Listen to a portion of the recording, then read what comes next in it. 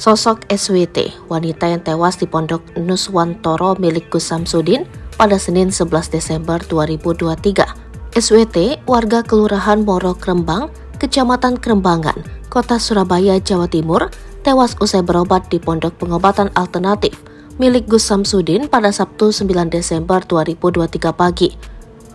Pondok Nuswantoro yang dahulu bernama Padepokan Nurzat Sejati terletak di Desa Rejowinangun, Kecamatan Kademangan, Kabupaten Blitar, Jawa Timur. Awalnya dia pamit untuk berobat, tetapi hingga Senin 11 Desember 2023, SWT tak kunjung pulang ke rumah. Pihak keluarga kemudian melaporkan ke Kapolsek Lodaya Barat atas hilangnya SWT sudah 3 hari.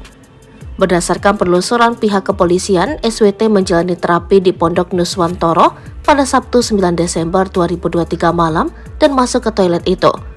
Pihak pondok tidak mengetahui keberadaan SWT setelah menjalani terapi.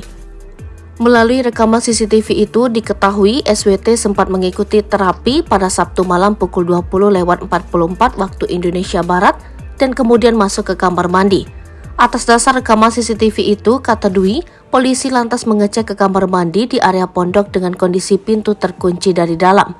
Pintu lantas didobrak dan didapati SWT sudah tidak bernyawa dengan tubuh terlentang.